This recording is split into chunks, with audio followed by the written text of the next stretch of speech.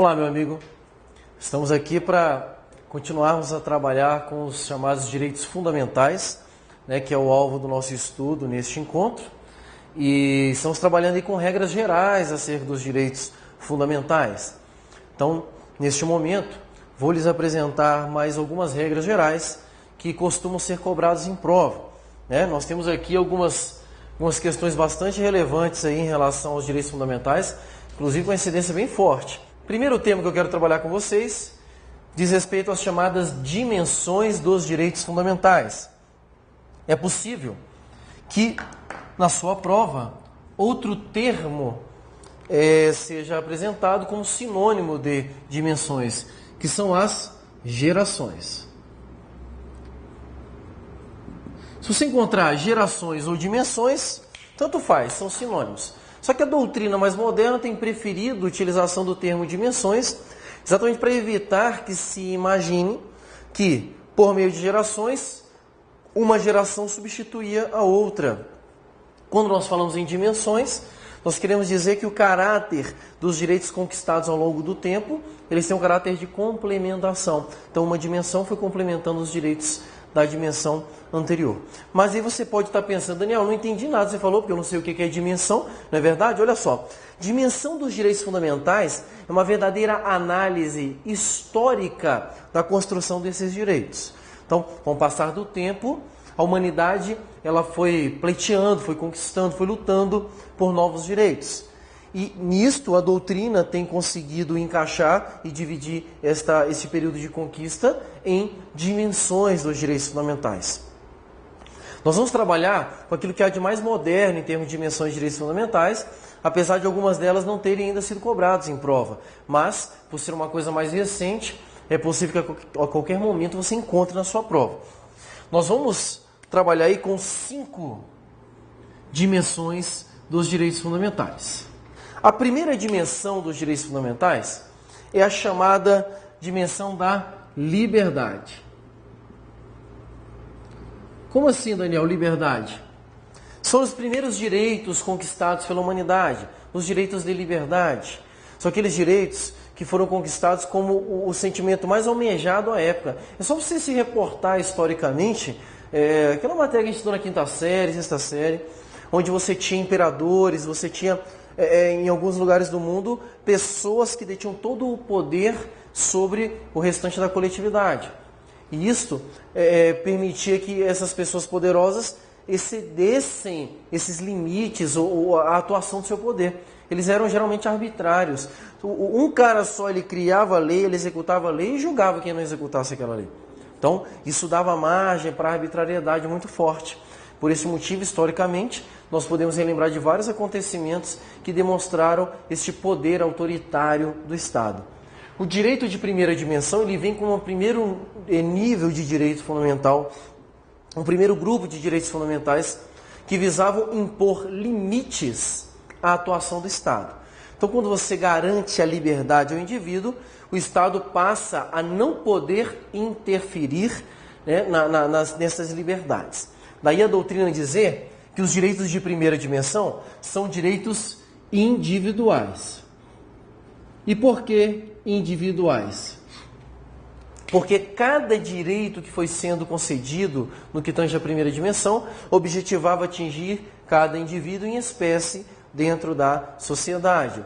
Daí o caráter individual dos direitos de primeira dimensão. Outra característica importante que a doutrina aponta é que os direitos de primeira dimensão, além de individuais, eles vão funcionar como uma verdadeira defesa.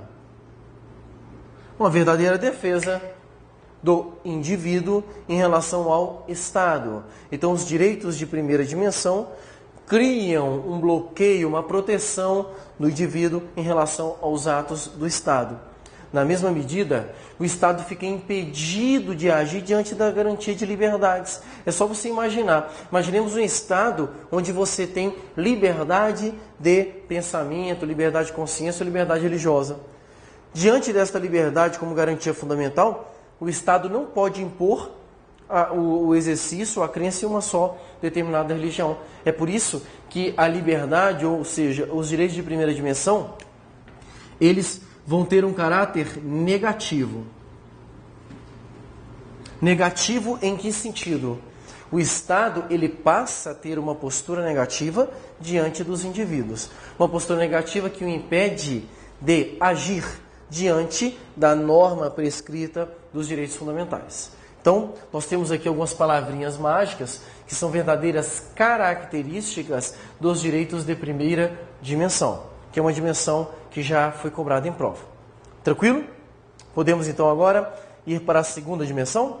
A segunda dimensão, ela tem um objetivo muito claro de corrigir eventuais distorções provocadas pela primeira dimensão.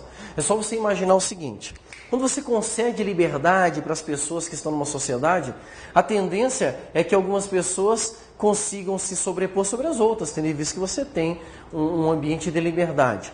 Além de ter um ambiente de liberdade, deve-se ressaltar aqui que o Estado, na primeira dimensão, ele fica afastado da sociedade. Então ele não exerce o seu papel regulador nas relações sociais, de forma que as relações ficam sendo coordenadas pelas próprias pessoas, tendo em vista que vigora a liberdade.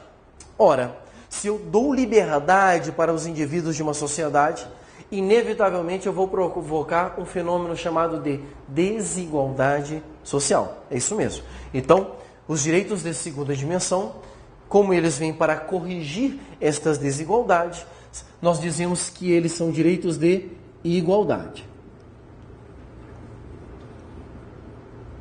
Direitos de igualdade. Direitos de igualdade que agora não tem como objetivo atingir cada indivíduo em si, mas toda uma sociedade. Então nós dizemos que os direitos de segunda dimensão são direitos sociais. São direitos sociais que requerem do Estado uma atuação no sentido de limitar aquelas liberdades, no sentido de dar garantias, no sentido de conceder, através de prestações do Estado, ações para diminuir essa desigualdade social. É só você imaginar a seguinte situação: talvez você que está me assistindo aqui, você tenha dinheiro para comprar uma casa. Perfeito, aí você compra uma casa. Mas tem pessoas que não têm dinheiro para comprar uma casa. Pois bem, ter uma moradia é um dos direitos garantidos no artigo 6º como direito social, que é um direito fundamental. Ora, ter moradia é um requisito mínimo de dignidade da pessoa humana. Poxa, se algumas pessoas têm dinheiro e outras não, então eu vou ajudar como Estado essas pessoas que não têm dinheiro a adquirir suas casas. Por meio de quê? De prestações. Então, o Estado, nessa segunda dimensão, ele passa a agir em forma de prestações positivas. Daí nós dizemos que os direitos de segunda dimensão vêm em formas de prestação. Prestação positiva. Se na primeira dimensão o Estado ficava impedido de interferir na sociedade, na segunda dimensão ele já tem que interferir, ele tem que dar prestação. Você já ouviu, deve ter ouvido falar com certeza, Bolsa Escola, Bolsa Pão, Bolsa Farinha, Bolsa Pipoca. Todas essas ações estatais de prestações de auxílio às pessoas que não têm condição de adquirir esses determinados bens, são prestações positivas do Estado. Estão dentro dos rolos de direitos fundamentais de segunda dimensão. Tranquilo? Então os direitos de segunda dimensão são direitos de igualdade, com características sociais e vem em forma de prestações positivas. Eu quero aqui fazer minha primeira orientação para a sua prova. Eles gostam de comparar a primeira com a segunda dimensão. São duas dimensões que possuem pontos bem discordantes, você deve estar percebendo aqui, e que é interessante para a sua prova que você tenha isso aqui memorizado. Tranquilo? Terceira dimensão dos direitos fundamentais. A terceira dimensão dos direitos fundamentais é chamada pela doutrina aí da dimensão da fraternidade.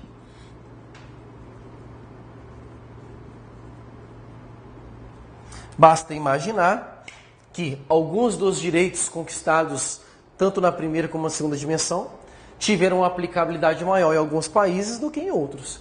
Se você olhar para o Brasil hoje, olhar para o mundo hoje, você vai verificar que alguns países possuem um nível de igualdade, um nível de liberdade muito maior do que aquele que nós possuímos no Brasil. Ou o Brasil possui um nível muito maior do que aqueles que existem em outros países, que não tiveram ainda uma evolução nessa conquista de direitos e garantias fundamentais.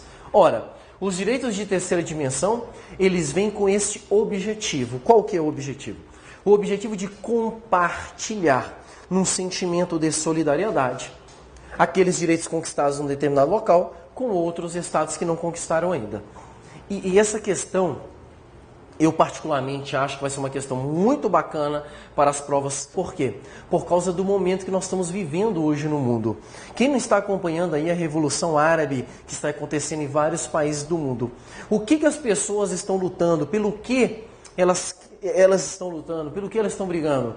Elas querem garantia de direitos fundamentais mínimos. E um dos direitos mais pleiteados ali, exatamente o direito de participação popular, o direito à democracia. Então, este fenômeno que é influenciado pelos países que já conquistaram esses direitos, ele passa a ser uma característica desta evolução dos direitos fundamentais. Então, a terceira dimensão, ela permite que os países que já conquistaram alguns benefícios compartilhem com aqueles que ainda não conquistaram esses direitos. Então, nós dizemos que são direitos de terceira dimensão, como, por exemplo, a preservação do meio ambiente, ou então o desenvolvimento da humanidade como direitos de terceira dimensão, direitos que foram conquistados em regiões e que devem ser conquistados por todos os povos da humanidade. Tranquilo? Aqui, nós temos aqui mais uma observação para a sua prova. Se você observar da primeira, segunda, terceira dimensão, nós temos aqui 3 palavrinhas interessantes para que você possa memorizar. Liberdade, igualdade e fraternidade. Os direitos de primeira, segunda e terceira dimensão são iguais ao lema da Revolução Francesa. Liberdade, igualdade, fraternidade. Então fica fácil para você memorizar quando você estiver estudando. É só você lembrar do lema da Revolução Francesa. Tranquilo? Temos ainda a chamada quarta dimensão dos direitos fundamentais, que ainda não tem aí um conceito muito pacífico na doutrina. Tem doutrinador que fala de um jeito, tem doutrinador que fala de outro. Mas o que é importante para a sua prova, pelo menos até o presente momento, é que você saiba que existe essa quarta dimensão. E que a melhor doutrina tem classificado como a geração da globalização dos direitos fundamentais. Globalização dos direitos fundamentais. Globalização sobre 2 aspectos. Primeiro, sobre uma maior influência em toda a humanidade dos direitos fundamentais. Então, eles ganham um corpo da terceira para a quarta dimensão. Os direitos de quarta dimensão, eles passam a invadir mais ainda as sociedades que não conquistaram.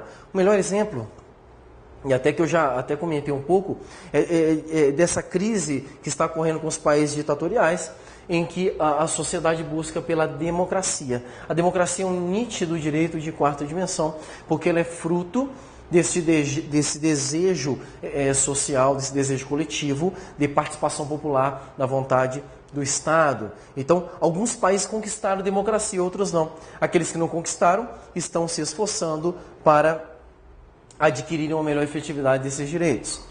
No segundo aspecto, os direitos de quarta dimensão também são sustentados pela doutrina como aqueles direitos mais modernos, aqueles direitos que estão em construção, como, por exemplo, o direito à preservação do patrimônio genético, ou então o direito espacial, que são direitos que surgem com a evolução da humanidade, com a globalização, com a queda das fronteiras entre os estados. Esses direitos mais novos que estão em construção ficariam aqui na quarta dimensão dos direitos fundamentais.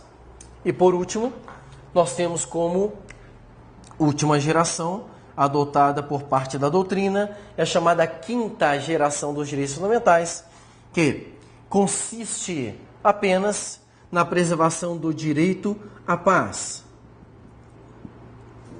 Direito à paz. O seu maior expoente no Brasil hoje é o professor Paulo Bonavides, e ele entende que o direito à paz, que anteriormente estava no rol da terceira dimensão, ele migra como um direito tão importante que mereça uma geração só para ele. Então o professor Paulo Bonavides sustenta que o direito à paz ele é o direito fundamental mais desejado por toda a humanidade. No seu discurso, ele sustenta o seguinte: de que adianta termos liberdade, igualdade, fraternidade, ou mesmo novos direitos, e não termos paz? Então, o direito à paz, ele é erigido a um direito com importância tal que merece uma dimensão própria dentro da conquista dos direitos fundamentais. Né? Percebe-se, inclusive com a crise ocorrendo atualmente ali no norte da África, né, envolvendo ali a Líbia, que realmente a paz é um desejo constante de qualquer povo, de qualquer lugar deste mundo. Então, quinta dimensão, direito à paz. Não vi cair em prova ainda, mas por ser uma dimensão mais nova, que está sendo sustentada pela doutrina mais moderna, sugiro que você tenha uma atenção especial, porque isso aqui pode ser trabalhado nas próximas provas. Tranquilo? Então vimos aqui os direitos de primeira, segunda, terceira e quarta e quinta dimensão. E aí você tente memorizar da melhor forma possível isso aí. Beleza? Podemos avançar então? Cláusulas pétreas. Primeira coisa, o que são cláusulas pétreas? Cláusulas pétreas, como o próprio nome já te dá a entender, são cláusulas de pedra. São temas que, de tão importantes, eles foram protegidos como uma barreira, como se fosse uma barreira de pedra.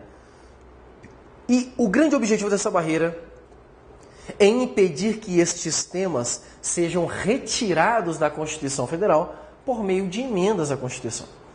Então nós temos no artigo 60, parágrafo 4º da Constituição, várias cláusulas pétreas.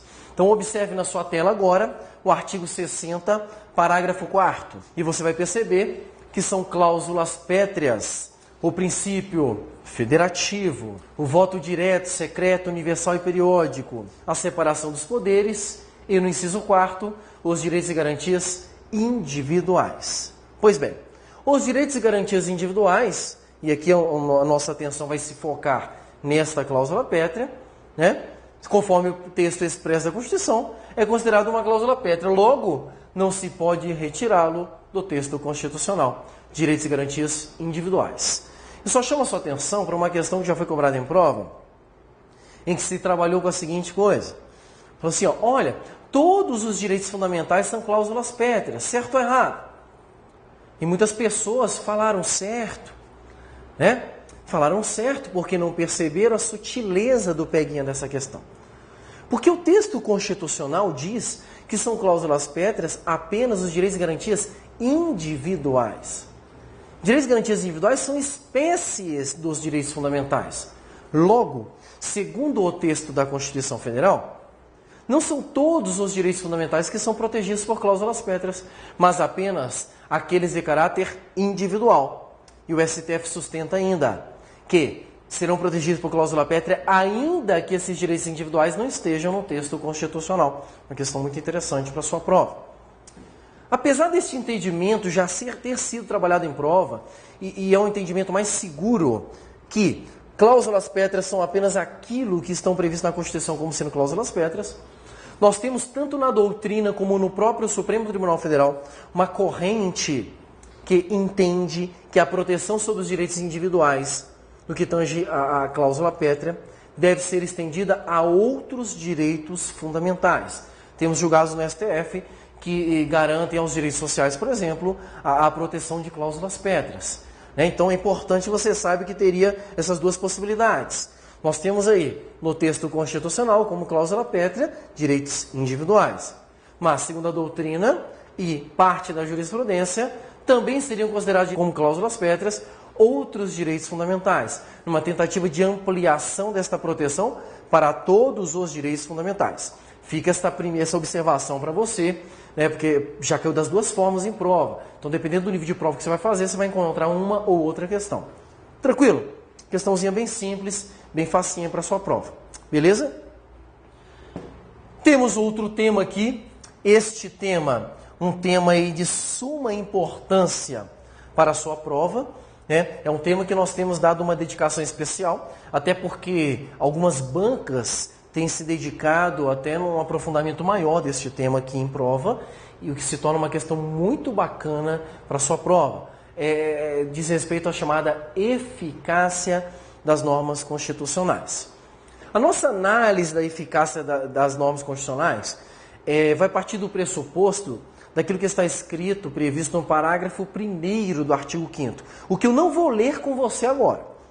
Primeiro, antes de lermos o parágrafo 1º do artigo 5º, eu quero que você entenda esse instituto. Porque o parágrafo 1º só vai trabalhar com a eficácia das normas definidoras de direitos e garantias fundamentais. Mas eu quero antes te explicar o que significa isso aqui, com as suas mais amplas possibilidades, os vários tipos de eficácia, e posteriormente nós vamos analisar o parágrafo 1º do artigo 5º. Tudo bem? Então vamos lá. Primeira coisa, o que é eficácia? Eficácia de uma norma constitucional é exatamente a capacidade que esta norma tem de produzir efeitos. Isso mesmo. Quando eu falo que uma norma constitucional tem eficácia, eu estou querendo dizer que ela produz efeitos. Existe uma classificação primeira do termo eficácia, ou desse instituto jurídico eficácia. Nós temos aí na doutrina 2 tipos de eficácia. Uma chamada de eficácia jurídica. A outra chamada de eficácia social. Mas, Daniel, o que se trata uma eficácia jurídica? Eu digo que uma norma constitucional possui eficácia jurídica quando ela produz efeitos no mundo jurídico. Então, falar que uma norma constitucional tem eficácia jurídica é reconhecer que ela produz efeitos no mundo jurídico. Ora, se eu estou me referindo à eficácia de uma norma constitucional, então já é possível compreender que o efeito que essa norma constitucional tem é como norma fundamental de todo ordenamento brasileiro. Significa dizer que se uma outra norma abaixo da Constituição for produzida e ela, porventura, esteja contrariando o disposto no texto constitucional, o texto constitucional, por possuir eficácia jurídica, vai expulsar do ordenamento jurídico esta norma. Por quê? Falar em eficácia jurídica da norma constitucional é falar que ela tem poder sobre qualquer outra espécie normativa produzida no direito brasileiro. Ficou claro isso aqui? Tranquilo? Isto é eficácia jurídica. A norma constitucional também pode ser classificada segundo a sua eficácia social. E o que significa eficácia social? É a capacidade que esta norma tem de produzir efeitos sociais, efeitos práticos, efeitos na sociedade. É aquele dispositivo constitucional que, quando aplicado, ele produz efeitos imediatos ou efeitos práticos na sociedade. Ficou claro isso aqui? Então, essa é a diferença entre eficácia social e eficácia jurídica. Atenção para o que eu vou lhe dizer, porque isto se torna muito importante para a sua prova. Toda a norma constitucional possui eficácia jurídica. Mas nem toda norma constitucional possui eficácia social. É isso mesmo. Quando eu olho uma norma constitucional, eu tenho que sempre partir do pressuposto que qualquer norma que esteja prevista na Constituição, ela possui eficácia jurídica. Ela pode alterar o ordenamento jurídico. Ela tem força normativa. Mas nem tudo que está escrito na Constituição vai funcionar na prática. Vai possuir a chamada eficácia social. Tranquilo? Então nós vamos ver agora alguns níveis de eficácia social que existem no direito brasileiro. Vamos seguir a classificação adotada pelo professor José Afonso da Silva, que tem sido adotada em provas de concurso público. Não que as outras classificações não possuam a sua relevância ou sua importância, mas o nosso objetivo aqui é prepará-lo para concurso público. E como nós já dissemos, o nosso estudo ele tem que ser focado. Então a classificação que eu vou passar para vocês é a classificação segundo o professor José Afonso da Silva, que divide a eficácia social em 3 tipos. Eficácia social plena, eficácia social contida e eficácia social limitada.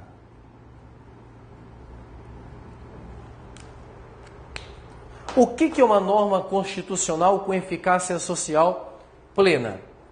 É uma norma com eficácia social plena, aquela que é autoaplicável. Ela possui aplicabilidade automática. Está prevista no texto constitucional, já produz efeitos automáticos. Falar de uma norma de eficácia social plena é também dizer que, além de autoaplicável, ela possui aplicabilidade direta, imediata e integral. E atenção para essas palavrinhas que eu lhe disse, porque eu costumo chamá-las de palavrinhas mágicas de concurso. Então esta é a norma de eficácia social plena. O que é uma norma de eficácia social contida? Norma de eficácia social contida é aquela norma que é autoaplicável, ela possui uma eficácia imediata. É aquela norma que, quando você lê dentro da Constituição Federal, ela produz efeitos. Contudo, estes efeitos poderão ser restringidos posteriormente por outra norma. Eu gostaria de ler um inciso contigo dentro da Constituição Federal, para que você entenda como é que é utilizada esta norma de eficácia contida. Preste atenção neste inciso que vai aparecer na sua tela agora. É livre o exercício de qualquer trabalho, ofício ou profissão, atendidas as qualificações profissionais que a lei estabelecer. Este inciso exemplifica o que é uma norma de eficácia contida. Por que ele diz que isso aqui é uma norma de eficácia social contida? Perceba que no primeiro momento ele te dá liberdade de escolha da sua profissão. Ela fala, olha, é livre a escolha profissional. Significa dizer que você pode acordar com 18 anos de idade e escolher qualquer profissão. E aí você sai de casa, né? O seu pai já te deu aquele arroxo, fala assim, ô vagabundo, levanta a bunda dessa cadeira, levanta a bunda do sofá, que agora você nem é estudante, nem é nada. Você precisa começar a trabalhar, vai viver. Aí você acorda e fala assim, caraca, eu não pensei na minha vida, o que eu vou fazer quando crescer? Eu esqueci de pensar nisso. E agora eu vou procurar um emprego. E aí você sai de casa e vai procurar um emprego. E de repente você olha uma lojinha de R$ 1,99 e tem lá, temos vaga para vendedor. Aí você fala, deve ser legal trabalhar ali. Aí você vai lá, se candidata e começa a trabalhar como vendedor. Eu pergunto, você com 18 anos, você pode trabalhar como vendedor de uma loja? É lógico que sim, não existe nenhum requisito especial. Só que aí você começa a trabalhar naquela loja e fala, não gente, é muito ruim trabalhar aqui, fica com a mão toda suja de dinheiro, o tempo todo dando um troco de R$ 1,99. Não quero mais trabalhar aqui. Aí você sai desta loja e vai procurar outro emprego. Aí você passa no posto de combustível e vê lá, precisamos de frentista. Ora, que dificuldade ou que requisito a mais seria necessário para ser um frentista? Com todo respeito aos profissionais dessa área. Basta saber pegar na mangueira, abastece o carrinho, tudo tranquilo. Aí você vai lá e se candidata para esse emprego. Beleza, você está lá e você fala, não gente, que horrível, eu fico todo fedidinho. Aí você fala, não, preciso de outro emprego. Você vê um cara passando todo de branco na sua frente e fala, o meu pai falou que ser médico era uma boa opção. Você vai numa loja que vende roupa branca, compra uma roupa branca, compra um estetoscópio, tipo aquele do Paraguai, uma maletinha, chega no hospital da sua cidade e pergunta, olá, ainda fala assim, eu sou o doutor fulano de tal, eu gostaria de operar alguém, você tem alguém para operar? Você pode fazer isso? É claro que não. E por que não? Perceba que apesar da liberdade que você tem em escolher a profissão, algumas profissões necessitam de um atendimento previsto na norma constitucional, previsto em outras leis. Então, no caso, para você ser médico, é necessário você cumprir o disposto na lei que rege a medicina. Tem que ser formado no curso de medicina, tem que ter o seu CRM. Então, não é uma profissão para qualquer pessoa. Compreendemos? Neste momento, houve uma restrição desse direito. Então, nós dizemos que esta norma é de eficácia contida. Alguns doutrinadores também nominam ela de outra forma.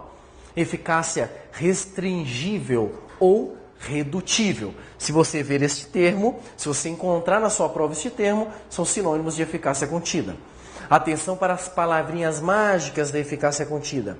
Norma de eficácia social contida, ela é autoaplicável. Ela possui também aplicabilidade direta, imediata, mas possivelmente não integral.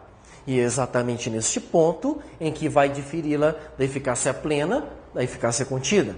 É na integralidade de sua eficácia, de sua aplicabilidade. Tranquilo? Outro tipo de eficácia é a norma de eficácia limitada. Esta aqui, gente, não é autoaplicável. Para que ela produza algum efeito, para que ela funcione, se faz necessário a existência de uma outra norma, ainda que infraconstitucional, que regule seus efeitos. Norma de eficácia limitada não é autoaplicável. Ela possui uma aplicabilidade indireta, também mediata, e sua aplicabilidade é reduzida, tendo em vista depender de outras normas para produzir efeito. Um inciso que retrata muito bem uma norma de eficácia limitada vai aparecer na sua tela aí agora. A proteção do mercado de trabalho da mulher mediante incentivos específicos nos termos da lei. Eu te pergunto, quando você ler este inciso, você consegue identificar que tipo de incentivo específico a Constituição está querendo dar para o mercado de trabalho da mulher? É lógico que não fala nada. Pelo contrário, a Constituição diz assim, olha, eu quero dar incentivo para o mercado de trabalho da mulher, mas você vai ter que ler isso numa lei. E aí ele te encaminha para uma lei para que você possa pesquisar sobre isso aí. Tranquilo? Gente, quando a norma constitucional te caminha para outra lei, estamos diante de uma eficácia limitada. Eficácia limitada porque ela depende da lei para produzir efeitos.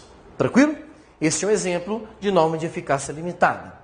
A doutrina ainda classifica a norma de eficácia limitada em dois tipos.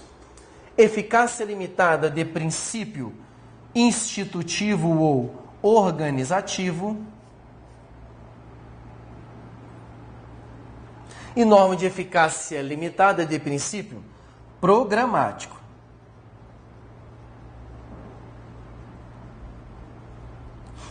A norma de eficácia limitada de princípio organizativo ou institutivo é aquela que visa organizar ou instituir alguma estrutura dentro da Constituição Federal. Ela é muito utilizada para organizar tribunais e nós temos ainda até para organizar, por exemplo, os ministérios. Quando a Constituição diz, olha, os ministérios serão organizados nos termos da lei. Ou então, a Justiça do Trabalho deverá ser organizada nos termos da lei. É a Constituição dizendo que vai organizar, mas confere a uma lei o dever de fazê-lo. Por isso, organizativo. Temos também as normas de eficácia social limitada de princípio programático. Todas as vezes que você encontrar uma norma de eficácia social que tenha como objetivo introduzir uma norma de proteção social, você está diante de uma norma programática. Este inciso que eu li, o inciso 20 do artigo 7º, é uma norma de eficácia social limitada de princípio programático, porque visa instituir um programa social. É nisso que você difere a eficácia limitada institutiva da eficácia limitada programática. Tranquilo? Feitas essas considerações sobre eficácia, eu consigo agora ler com você o parágrafo 1º do artigo 5º, que aparece na sua tela agora. As normas definidoras de direitos e garantias fundamentais têm aplicação imediata. Pois bem, quando eu leio este parágrafo 1º, eu te pergunto, que tipo de eficácia a Constituição quis dizer que as normas definidoras de direitos e garantias fundamentais possuem? Parabéns para quem conseguiu fazer a conexão com a nossa análise. Quando ele diz que tem aplicação imediata, ele está querendo dizer que as normas definidoras de direitos e garantias fundamentais ou são de eficácia plena ou são de eficácia contida. Isso mesmo. Aí você pode estar pensando, não é, Daniel? Mas você acabou de ler um direito fundamental que tem eficácia limitada. Como é que fica este problema?